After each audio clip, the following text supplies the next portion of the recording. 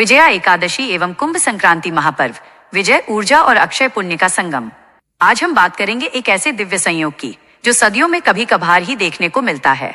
जब जगत के पालनहार भगवान विष्णु की प्रिय एकादशी और ब्रह्मांड के ऊर्जा केंद्र सूर्य देव की संक्रांति एक ही दिन मिल जाए तो वो समय मात्र पर्व नहीं बल्कि सिद्धियों का द्वार बन जाता है। आइए जानते हैं 13 फरवरी 2026 को बनने वाले विजया एकादशी और कुंभ संक्रांति के इस महासंयोग के बारे में, इसकी पौराणिक कथा और पुण्य प्राप्ति के सटीक मुहूर्त।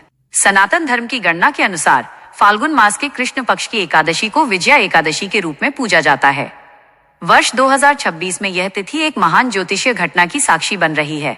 13 फरवरी को जब भक्त विजया एकादशी का उपवास रखेंगे, ठीक उसी दिन सूर्यदेव अपना राशि परिवर्तन भी करेंगे। सूर्यदेव 13 फरवरी को सुबह 4:04 पर मकर राशि की अपनी यात्रा को विराम देकर कुंभ राशि में प्रवेश करेंगे। सूर्य के इस गोचर से कुंभ संक्रांति का उदय होगा। विशेष रूप से ध्यान देने योग्य बात यह है कि संक्रांति का सबसे प्रभावशाली पुण्य क्षण सुबह 4:14 पर होगा। सूर्य देव इस राशि में पूरे एक माह यानी 14 मार्च तक विराजमान रहेंगे और इसके अगले दिन 15 मार्च को मीन राशि में गोचर करेंगे। एकादशी की सात्विक शक्ति और सूर्य के राशि परिवर्तन की ऊर्जा का ये मिलन साधकों के लिए सौभाग्य का द्वार खोलने वाला है।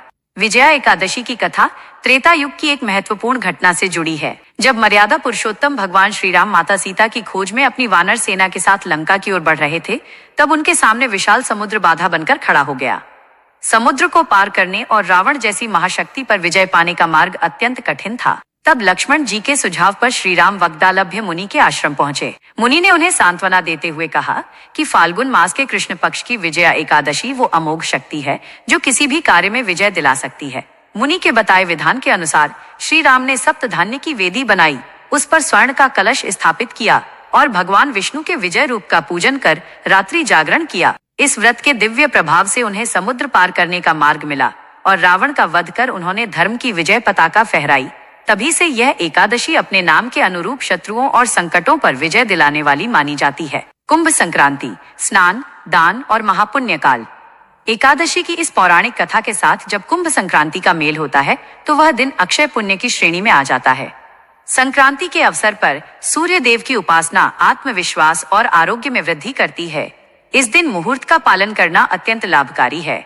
कुंभ संक्रांति पर पुण्य काल का समय सुबह 7:01 से शुरू होकर दोपहर 12:35 तक रहेगा। वहीं आध्यात्मिक शुद्धि के लिए सबसे श्रेष्ठ महापुण्य काल सुबह 7:01 से लेकर सुबह 8:53 तक है।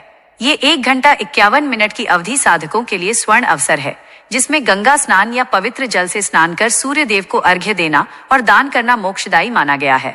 संक्रांति का ये संक्रमण काल एकादशी के साथ मिलकर व्यक्ति के मानसिक और शारीरिक विकारों का नाश करता है। व्रत का पारण और समापन।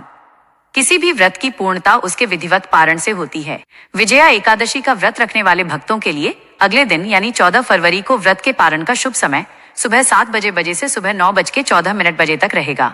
शास्त्रों के अनुसार पारण के इस निश्चित समय में ब्राह्मण भोजन या दान दक्षिणा के पश्चात स्वयं अन्न ग्रहण करने से ही व्रत का संपूर्ण फल प्राप्त होता है। अतः 13 फरवरी का ये दिन मात्र एक तिथि नहीं बल्कि भगवान विष्णु और सूर्य नारायण की संयुक्त कृपा प्राप्त करने का महामंच है। जहां विजया एकादशी का व्रत और कथा श्रवण करने से वाजपेयी यज्ञ के समान फल मिलता है, वहीं कुंभ संक्रांति का महापुण्य काल आत्मा को नई ऊर्जा से भर देता है। इस विशिष्ट संयोग पर ब्रह्म मुहूर्त में उठकर संक्रांति के पुण्य क्षणों का ध्यान करते हुए प्रभु का पूजन करना जीवन के समस्त अंधकारों को मिटाकर प्रकाश और विजय की ओर ले जाता है।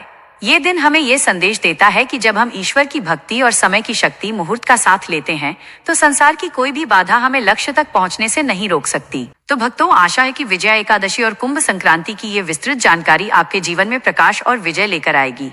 समय के इन दुर्लभ क्षणों का सदुपयोग करें, दान पुण्य करें और अपनी श्रद्धा को अटूट रखें। यदि आपको ये जानकारी उपयोगी लगी हो तो इसे अपने प्रियजनों के साथ साझा करना न भूलें। भगवान विष्णु और सूर्य देव की कृपा आप पर सदा बनी रहे। जय श्री हरि, जय सूर्य देव।